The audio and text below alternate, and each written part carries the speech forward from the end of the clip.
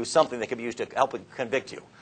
That'd be extraordinary. I don't think anybody's pulled it off. But even if you could pull it off, there's still a grave chance that his answers can and will be used to crucify you in a court of law if the police, no offense, don't recall his testimony with 100% accuracy. All right, now this brings us back to that pop quiz I warned you about. I told you earlier, remember, it's only been a few minutes, and you weren't up all night, and you weren't the subject of physical duress. You were in the relaxed setting of a classroom here. You were given heads up, advance notice that you would be quizzed on this. Question. We'll start with a couple of easy ones. Remember that article I read you about that? How many people did the police find shot to death last night at that Ocean View apartment that I told you about? A, 1, B, 2, C, 3, D, 4. Who says A? B. C. Get this. Get that with a camera.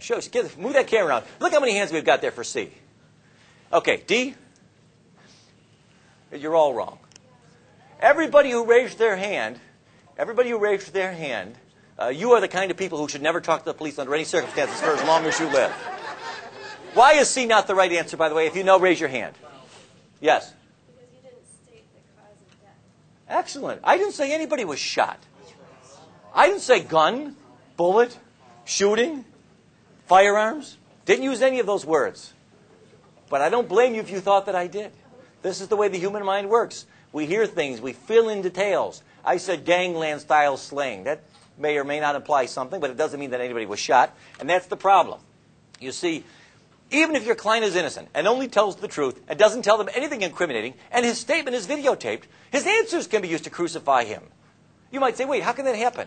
I insisted, in my insistence, I called the police and I said, look, if you want to talk to my client, you can talk to him, but only if you videotape the whole thing. I don't want there to be any debate between the two of you over what happened. Okay, we'll videotape the whole thing.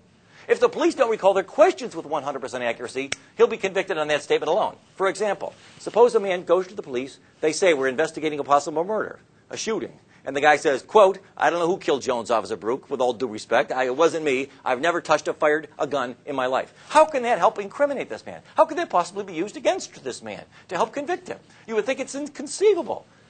But it's as easy as pie. All the officer has to do is read this statement to the jury, and then the prosecutor says, Officer Brook, was there anything about that statement that confused you or surprised you? Yes, there was, he says, in a moment of sinister, high drama in the courtroom. And what was that? And then Officer Brook turns to the jurors and he says, I never said anything about a shooting.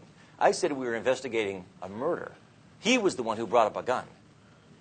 Then you turn to your client, and your client says, that's not true, that's not true. I remember he was the one, or one of the cops. I was with them for 3 hours. One of them in the car said something about, they said they had a witness that I was the shooter. Okay, I'll put you on the stand. And then your client testifies, no, they did tell me shooting. They mentioned it before I said anything about a gun. They brought it up first. And then the police said, that's not true. And now what? It's your word against theirs? For what? You're gambling with your client's life.